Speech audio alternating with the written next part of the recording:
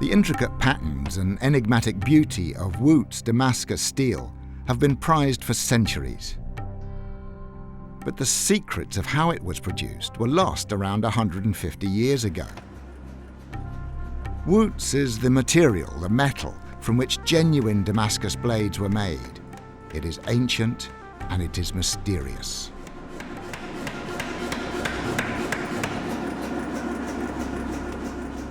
In December 2014, a team of experts assembled at the Florida workshop of bladesmith Al Pendray to begin work on some iron ore from an historical mine in Jordan.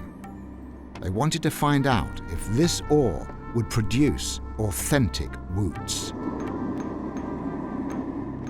Wootz was the first high-quality steel made by man. Wootz is like a Mona Lisa. I mean, it's the main thing about Damascus steel that people don't realize is the pattern, and that it was discovered so long ago, and nobody knew how it happened.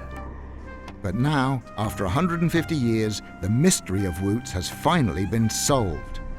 Beginning in the late 1980s, Al Pendray, working alongside internationally renowned metallurgist Dr. John Verhoeven and Bill Dowks, former vice president of Nucor Steel, began producing verifiably authentic Wootz.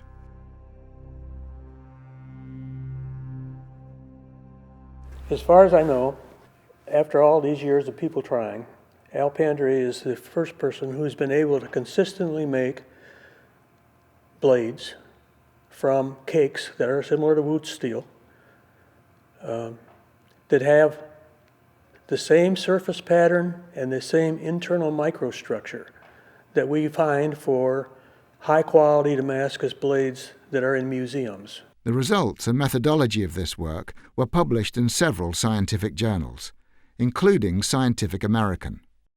Several people have attempted to follow this formula, but have so far failed to achieve Al's level of success. We, of course, are very interested in other people's work on this, and to our knowledge, nobody has been able to produce the quality of Damascus steel that Al Pendray can produce. And if you look at it under a microscope, you'll see a blatant difference between what other people say is Damascus steel and is not, and what we make. Although he had previously achieved considerable success, Al was intrigued to work with a new ore. Every ore has a unique elemental composition and presents its own challenges. This ore came from a mine in the north of Jordan, the Wade mine, near Ajlun, which is a mere 87 miles from Damascus. It is a mine that has an extraordinary historical pedigree. It was a principal source of iron for the armies of the renowned warrior Saladin, a man who possessed a sword of legendary sharpness. In the second half of the 12th century, during the Crusades, the papacy imposed an arms embargo on the Levant, one that included the importation of iron and iron products. This put a premium on domestic sources of iron ore. However, the majority of Wootz, a superior type of steel for elite sword manufacture, came mostly from India. Bars of Wootz were imported from India, probably traded in the markets of Damascus, and then forged into swords throughout the region. Persian swordsmiths had an especially high reputation, and their finished blades were also traded in Damascus. Damascus was undoubtedly an international trading center for patterned blades, but there may be a more specific connection between the term Damascus steel and the ores from the Wade mine. Certainly protecting the Wade mine became a priority for Saladin al-Ayyubi, known in the West as Saladin. In 1184, he sent his chief commander and nephew Izz al-Din Usama from Beirut to Ajlun in order to build the castle there. It was completed in 1185. Not only did this magnificent fortification command the area and protect the mine, but archaeologists have found the remains of furnaces and crucibles, showing that it was also an iron manufacturing centre. A shipment of ore from the Wadi mine was delivered to Al Pendray. He was keen to see what it would do. Now, hey, I got my hands on some of the ore that actually was there. That Saladin worked that mine and all, and that's kind of interesting to me on its own merit. Intent on producing their own Wootz Damascus blades, two world-class Jordanian swordsmiths also travelled to Florida to join Al and the team for the experiments with this ore. When they first saw Al Pendray's work, Aoni Hapak and Abdul Rahman Jaffa were impressed. In fact, Abid had noticed something in particular.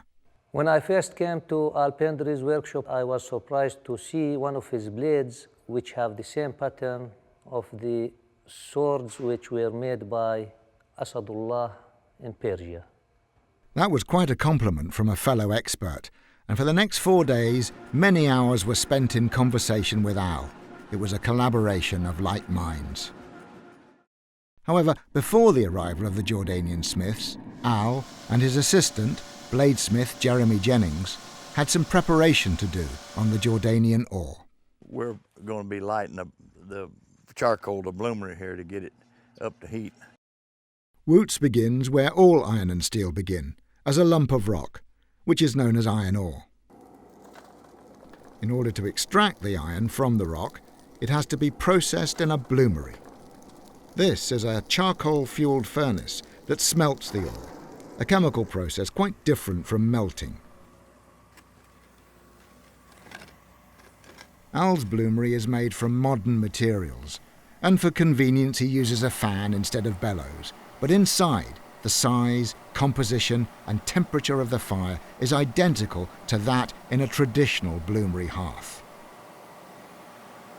Iron ore is a combination of iron oxide and various impurities, and the main job of the bloomery is to reduce the ore, that is to remove the oxygen that makes it iron oxide and to leave mostly iron. Before the ore is ready for the bloomery, it has to be prepared. First, it is broken into small pieces and roasted, driving off moisture and impurities such as sulfur. It can then be pounded into small granules. They are rusty red because they are now almost pure iron oxide. This is the ore from the Wadi mine in Jordan, and it can now be added to the furnace. When the ore is added to the furnace, which is done in alternating layers with the charcoal, carbon monoxide from the burning charcoal strips the oxygen from the iron oxide. CO becomes CO2, and so the oxides in the ore are reduced, leaving what is known as a bloom of metallic iron. During the bloomery process, the iron also absorbs a small amount of carbon, turning it into a low-carbon steel. It takes several hours for the ore to reduce, and careful monitoring allows Al to control just how much carbon goes into the bloom. The furnace needs constant tending, checking to see where the levels are, that everything is burning evenly, adding more charcoal or more ore as required. Poke it over there, get it burning even, then we'll dump more in there.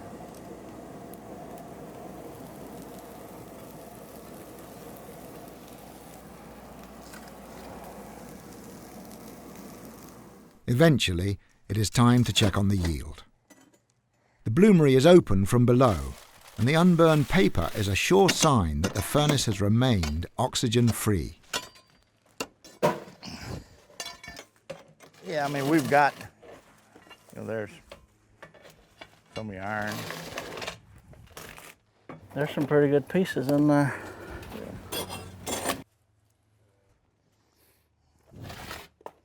Amidst the charcoal ash and pieces from the ceramic lining of the furnace is the harvest of blooms. These are the prize. And what a prize they were! Blooms from the Jordanian ore were sent off for analysis at the laboratories of New Core Steel, analysis that yielded surprising results. Samples of the Wade ore had previously been sent to London for analysis. They showed a high iron content, so the team knew they were working with a good ore. But there was something else that Dr. John Verhoeven was looking for, something that was the secret for producing Wootz Damascus. When I was working with Al in the late 80s, I told him that if he could consistently make blades that came out with the right pattern on the surface and inside, that I would figure out how he made them. I would figure out the secret of how it worked. Well, we started working on that in '89, and we didn't figure it out till '96. And I was a little bit embarrassed about how long it took me. Dr. Verhoeven systematically analysed and compared samples from both antique blades and the blades that Al was making, searching for the clue to Wootz Damascus. And I thought for sure it was due to impurities. We analyzed the steels, and we found that they had manganese, sulfur, phosphorus, and a few other impurities in them. But we didn't analyze for impurities that were present below about 0.1%, because I didn't think they'd be important. So we worked on it, and what we actually found, the secret is, an element that's present at 0.005 to 2.01%. And that element is vanadium metal. And it is present in some ores and not in other ores. When it is present in that ore that you're using to make the Wootz cake from which you make the blade, you're going to have a very good chance of getting a pattern on the forged blade. If it's not present, you're not going to get it. It was pretty fortuitous that some of the early smiths were using ore that had vanadium. And when they did, they had a much better chance of getting a good pattern. When they didn't, they had usable steel, but it couldn't get the beautiful pattern. Al ground a bloom from the Jordanian ore to give a clean surface for analysis by a spectrograph, a machine that detects what elements are in a material. He sent me a piece of that metal in which we found 0.008 to 0.001 vanadium, which is right on the money for making Wootz steel or the old Damascus steel. This was an extraordinary discovery of great significance. It means that Jordan's Wade mine, situated less than 100 miles from Damascus, yields ores that have the capacity to make an indigenous Wootz, a true Damascus Wootz. And if Damascus smiths could produce their own, they may have relied less on imported Indian Wootz than previously believed. And so it is not surprising that the great Saladin had Ajloun Castle built to defend the Wade mine. It may be that this was the source of the best swords ever produced. An important difference between Wootz and other pre-modern steels is that during its manufacture, it is taken to a fully liquid state. This is done in a crucible, a ceramic container that can withstand incredibly high temperatures, and in a furnace that is able to achieve those high temperatures. This produces a small cake of exceptionally clean steel, the melting process having caused all the impurities to float to the top. The Jordanian smiths were especially interested in this crucible phase. Unfortunately, Auni had gone down with the flu, and so for the next few days, Abid was on his own.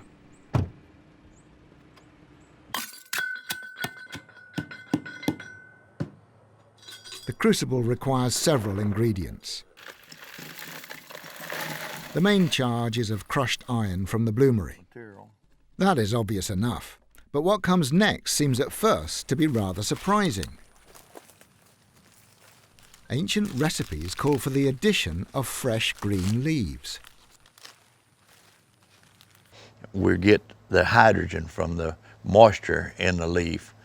If you have any kind of a moisture content in there, that you'll get the hydrogen from it will accelerate the carbon diffusion into the pure iron, and that will allow the iron to melt at a lower temperature. And it takes time for that to happen. The hotter it is, and the hydrogen there still accelerates it, so it can lower the melt point by a couple of 100 degrees Celsius.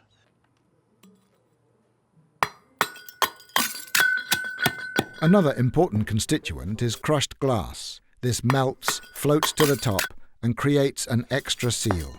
And helps protect the charge so we don't oxidize it during the heats and all. It's important to understand that the glass is going to be one of the very first things that melts.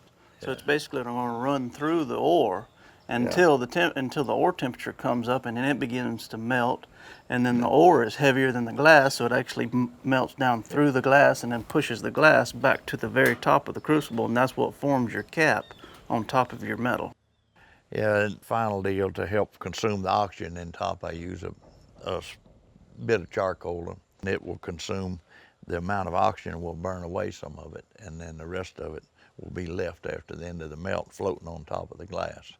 You mean that piece of charcoal works as an oxygen detector? Basically, that's what it is. It's like the old saying, it's the canary in the mine. They used to put a canary in the mine to detect the damaging gases, carbon monoxide buildup in the mine. If the canary was dead, then there's something wrong. Same thing with this. If the piece of charcoal is gone, we know oxygen got in the crucible. Well, the next thing we do is seal the lid on, so I'll let Jeremy take care of that. Then I can blame him if it doesn't work very well. Everything depends on no oxygen getting into the crucible during the melt. And so, despite the extra security of the glass cap, the seal on the lid is vitally important. To withstand the high temperatures, Al uses a clay mixed with graphite. I am so interested in knowing how can you measure the temperature inside and how you guess what's the right temperature, what's the right time to control the gas flowing. Early on, I did it by eye. You just had to look in there, and it's very bright and hard to do it. You had to put on dark glasses. But when Dr. Verhoeven started working with me, we had to have it a positive deal, so he knew exactly what temperature we worked. At that point, we developed a technique where the furnace is raised off of the ground, and we bring a thermocouple up through the pedestal block. And they're a long tube, protection tube, with a platinum rhodium thermocouple, and that comes up, and this touches the bottom of the crucible, and that way we know exactly what temperature the outside of the crucible is. Wootz is, by definition, a type of crucible steel, and this is the stage where the potential of the ore begins to be realized. It is also a stage in which there is as much art as science. Judgment is required in determining exact temperatures and timings. Being able to record every stage scientifically helps the team determine what to do next time. The idea is to get it up above a certain temperature, let it coast up a little bit, hold it for a certain length of time, and then cool it down. It's simply because that's what we found works the best. The technology of being able to produce crucible steel was limited to India and parts of the Middle East. Throughout Europe, sword blades were made exclusively from bloomery iron, but bloomery iron had a significant drawback. It was never melted, and consequently, it was full of slag inclusions, all kinds of junk that came from the ore that wasn't iron, stuff called gangue. Bars from bloomery iron had to be worked under the hammer, folded and refolded, in order to drive out as many impurities as possible. There is no doubt that high-quality blades were made, but compared to a clean crucible steel, they were imperfect. We know from looking at the steel, it is extremely clean. There are no non-metallic inclusions in it. It's very what we call clean steel from that standpoint, from being mostly all metal. And we also know that it performs very well. As a matter of fact, Wootz steel rivals modern-day clean steels in its purity, which is really kind of amazing. The sword should be high quality. The sword, if he breaks in your hand, it means that the blacksmith is not good, and the sword has been made in vain. for nothing. The sword must be strong enough, elastic, and hard-edged. Well, one of the reasons you want to have a clean steel is because if you have inclusions in the steel, it will cause the steel to not be as tough. What happens is small cracks form around those inclusions and they propagate through and it breaks apart. And so the clean steel is really desirable. It wasn't until 1740, with Benjamin Huntsman's development of a crucible process in England, that crucible steels were available in the West on an industrial scale. As a consequence, demand for traditional artisan crucible steels diminished, and within 2 generations, the secret of Wootz began to fade. The last good blades were made around 1840 to 1850. And after that, the technique was lost. There were secrets in the past. They make good wood steel because they knew these secrets. Now we're searching for these secrets. Unless we find these secrets, the wood steel won't be. But we are very close to get that, actually. Okay, Al, you can turn her off.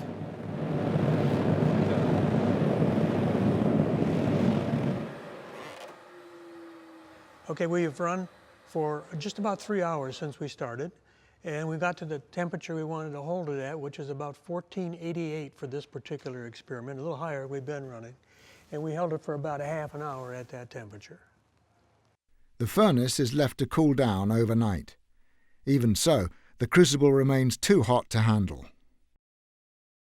The making of Wootz steel is definitely not a slam dunk. We can make the Wootz, and we're fine-tuning the process to get the success rate as high as we can get it. Every ore is different, and at each stage there is the possibility of making minor adjustments. It is a process of trial and error. There are several stages in the making of Wootz. Each takes time, and so with every step there is a lot at stake. Opening the crucible is an especially exciting moment. Hopefully it didn't crack under the heat. Hopefully the clay seal held. Did the glass cap do its job? How good will the steel be? So,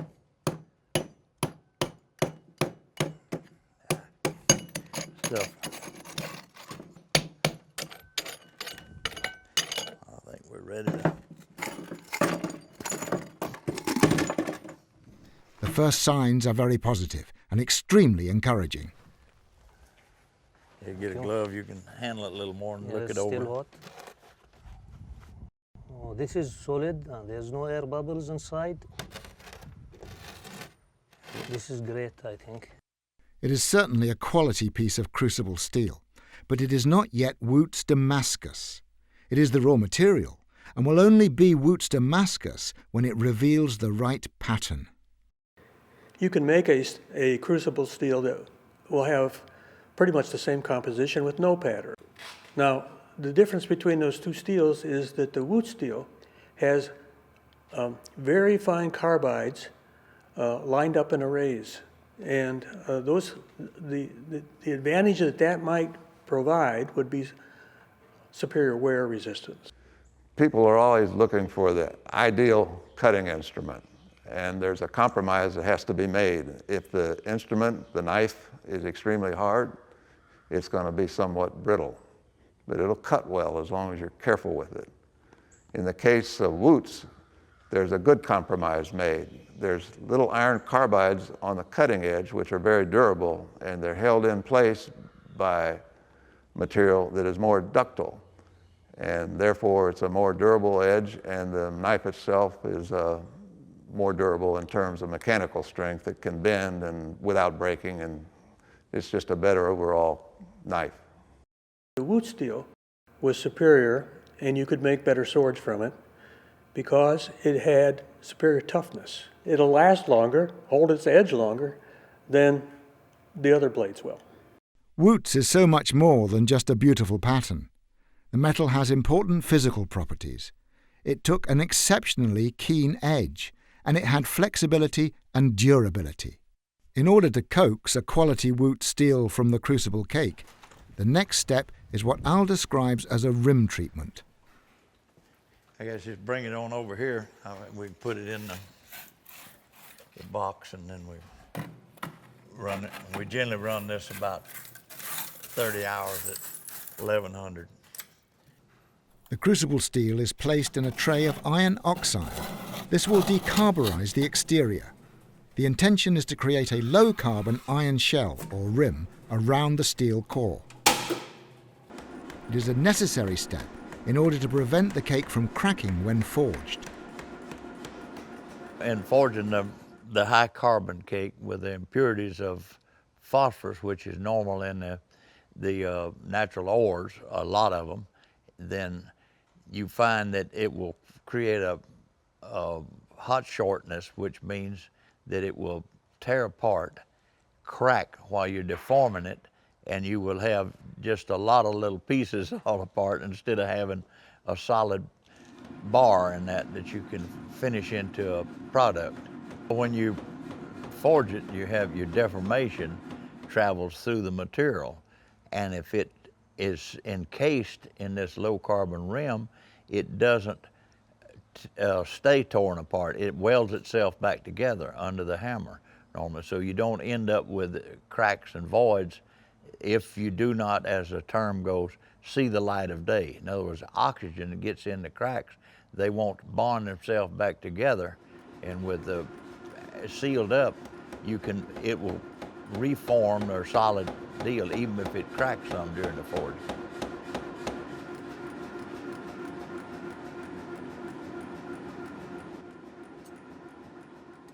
A beautiful Damascus sword is something to behold.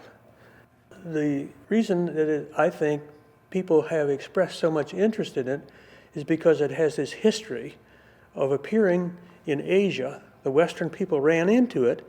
They didn't know how it was made. It was superior to their steels, and it had a beautiful pattern on it. And so it has this mysticism about it, which persists to this day.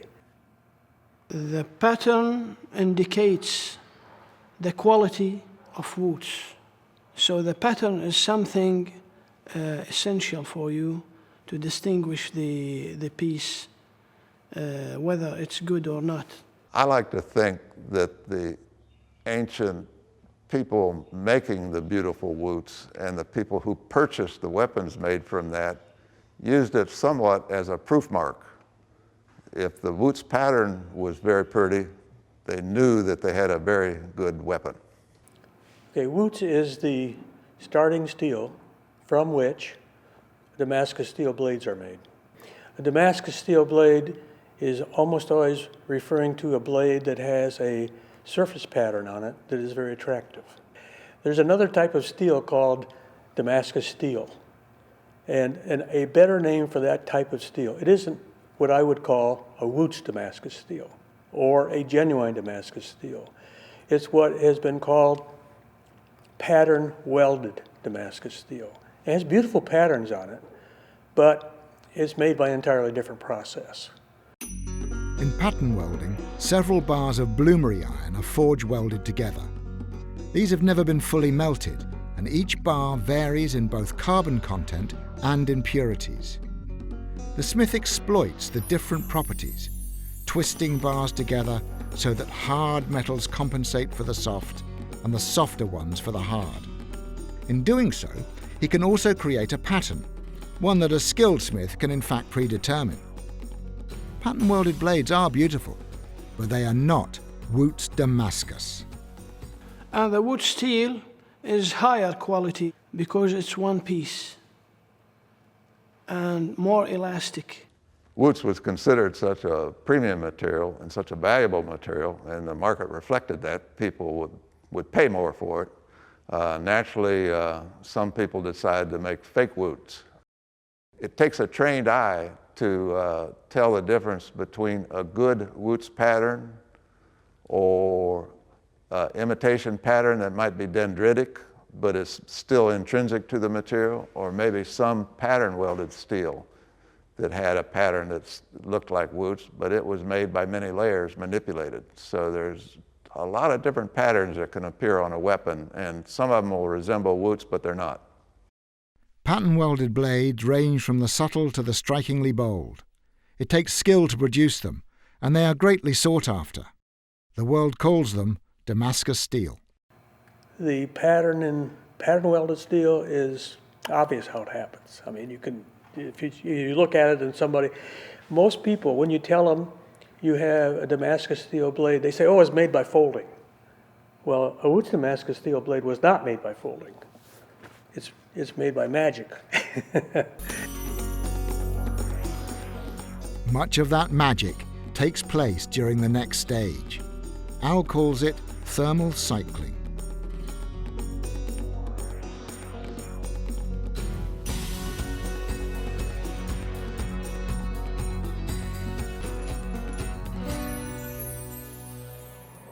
Although the rim treatment is an essential and unavoidable process, it has some consequences which Al has to deal with. When you do the rim treatment, it forms larger grains. They tend to grow and they get very large, and that weakens the material.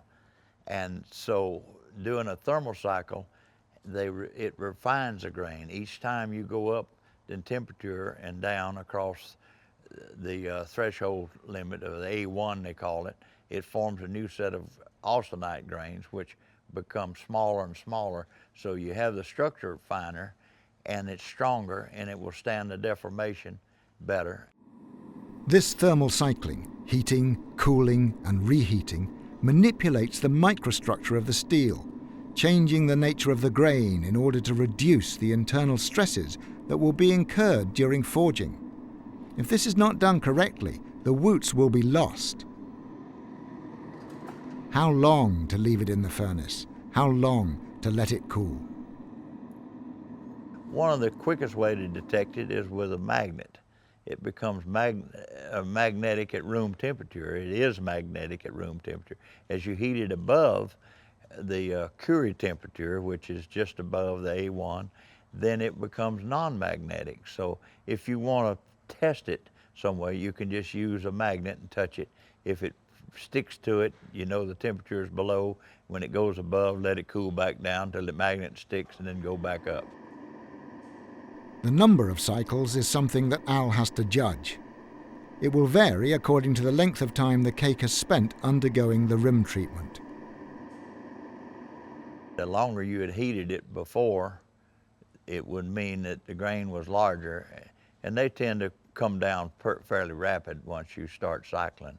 3 or 4 cycles. I like to go about 6 just to make sure I cover all the bases. Many people are making cakes and developing a pattern and saying that they have Wootz steel, but under the microscope you can look at it and you'll see that it's something different. Considerable patience is required to nurse the steel through all its many stages, not knowing until the very end how it is going to turn out. Even then, some Wootz blades are better than others. Well, the Wootz are not the same. They are not the same in pattern. Some of them are high quality in pattern. That's why Arabs call them the jewel blade or jewel sword, which is in Arabic نصل الجوهر أو فولاذ الجوهر. When we were looking at ancient swords and we were reading the literature, we knew that there was some Wootz that was much more beautiful than other Wootz. And we have a good idea why that is. One of our efforts is to improve the look of the Wootz that we make to equal the masters of the old time.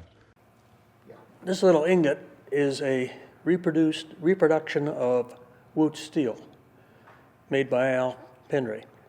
And it isn't a Damascus steel until a clever bladesmith forges it into a blade and polishes it, and on the surface you see a really neat pattern.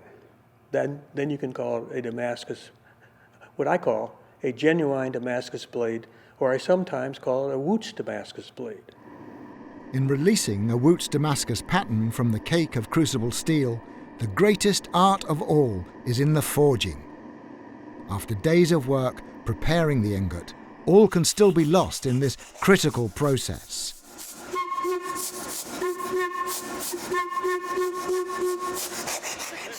Al signals that he is ready for the challenge.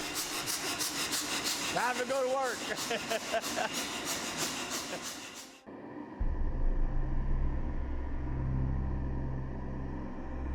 And so began many hours of forging, an intensive session that continued from one day until the next.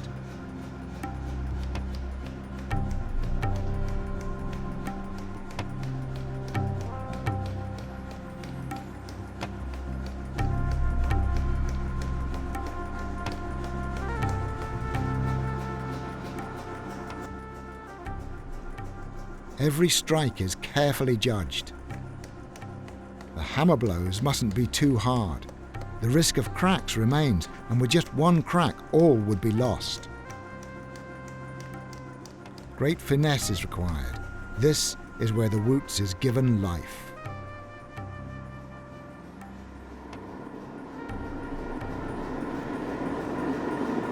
In this forging session, Al had 2 cakes of crucible steel to work with, both derived from the Jordanian ore.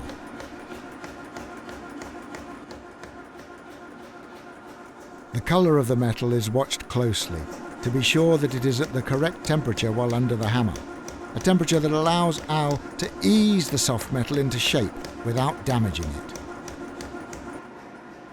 Wootz steel is never quenched.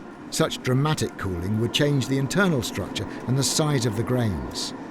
After each round under the hammer, it is slowly air-cooled before returning to the fire. When you start to forge it, there's some things that have to be done that are only done if you have the experience. You might want to call it an art. Throughout the forging, Al continues the thermal cycling principle, cooling the metal and shrinking the grain between each forging and each reheat. At this stage, it is all about controlling the grain. It is in this semi-molten state that Wootz Damascus is finally made.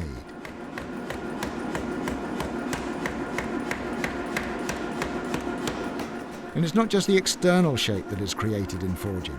The hammer and the heat also cause dramatic changes to the microstructure. As the material becomes denser, Al is able to increase the force of the hammer blows, accelerating the process.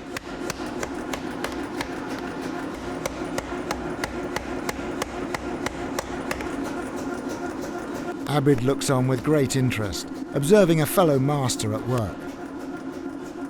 As the forging nears an end, he is keen to see how the Jordanian steel will turn out.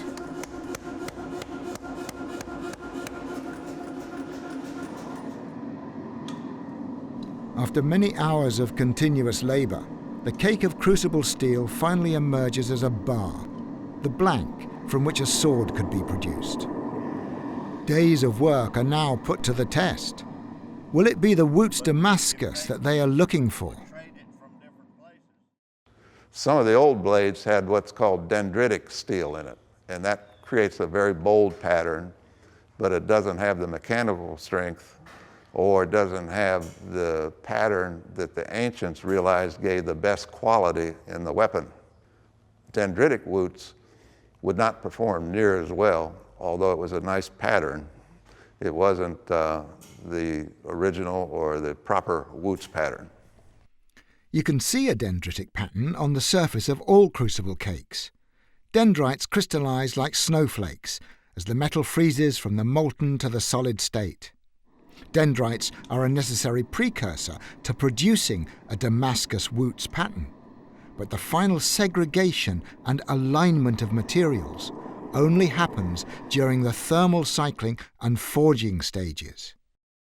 Just having a dendritic pattern on a blade does not make it a Wootz Damascus blade. The pattern which was made in India and Persia and Damascus was carbide clusters pattern, not dendritical pattern. So that gives us the answer of, is every melted crucible steel with patterns Damascus steel or not? So the answer is no.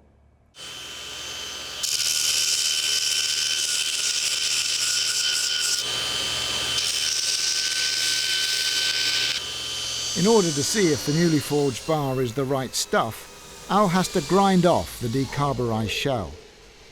He uses increasingly finer grades of abrasive to create as smooth a surface as possible. That surface must be taken to a very high polish. There must be no scratches showing. What I'm looking for.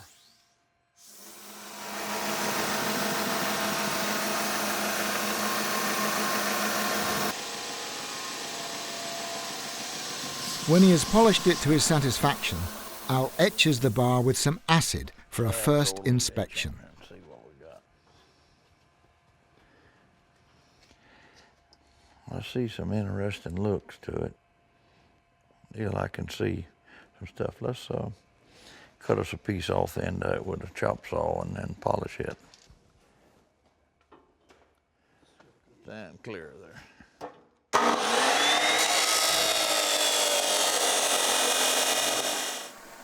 The ultimate test is to view it under the microscope, and for that, a small sample has to be prepared and taken to an exceptional polish. Change the angle.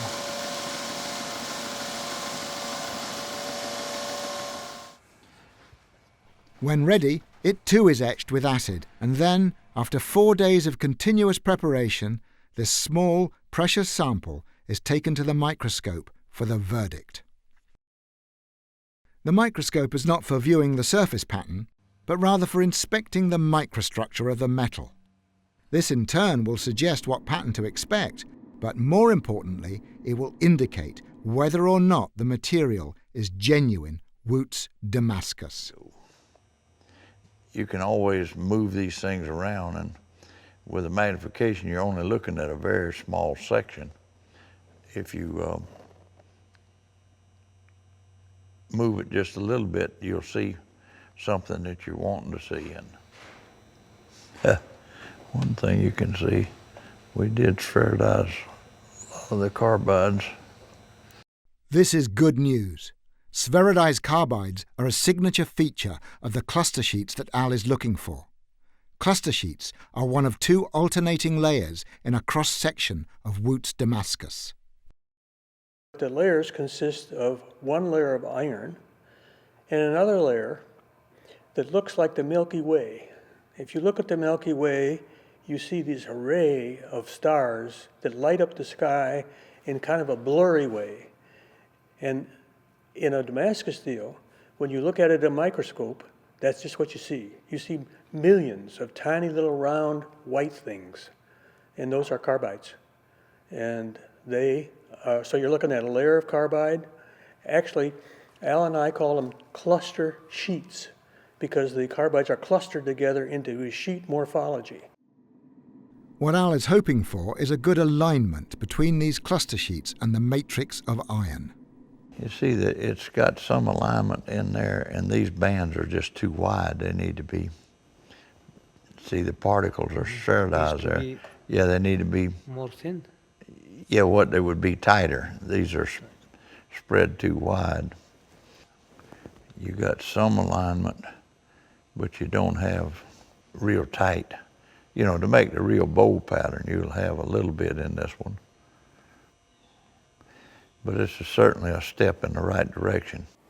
Remarkably, at this first attempt, the Jordanian ore has clearly produced a basic Wootz Damascus steel, albeit it does not meet Al's exacting standards for a strong pattern. Al is looking for a microstructure in the steel that will yield a well-defined pattern, not only for its intrinsic aesthetic value, but because it will be an indicator of the steel's inherent mechanical value. Spherodized carbides in the cluster sheets, for instance, help with a blade's flexibility. The little round particles allow the material to move and without setting up stress and causing it to fracture. But these carbides are also very hard, giving the potential for a really keen cutting edge. The hardness of the cutting edge is primarily caused by these little iron carbides that are prevalent on the edge, and they're held by a very tough material called perlite. So you have a more durable edge there for a lot of processes, whereas the overall blade has good flexibility that a 60 Rockwell C or a high hardness modern blade would not have that flexibility. It would break. Whereas the Wootz steel with a comparable cutting ability would be more durable. Wootz Damascus steel combined hardness with toughness, flexibility and durability, as well as possessing an astonishing and beguiling beauty.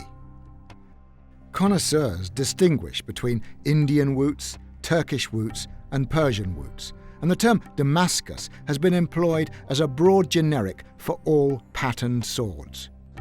However, with the discovery that the Wade ores contain carbide-forming vanadium, it just may be that originally, genuine Damascus blades were specific to those that originated from the ore of this mine, Saladin's mine. According to legend, Saladin's sword had the ability to cut through a silk veil floating in the air. With the prospect of being able to reproduce swords with ores from Saladin's own mine, exciting challenges lie ahead to put these weapons through their paces. How flexible were they? How hard-wearing were they? And how sharp were they?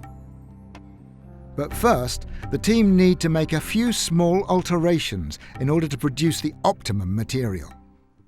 So you are not satisfied with this No, result? I know I can do better. I know okay. we can do better with this material.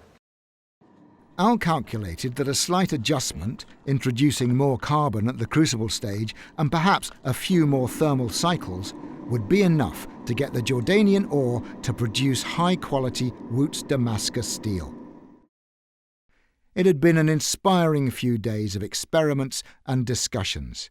Both Auni and Abid were encouraged by the results.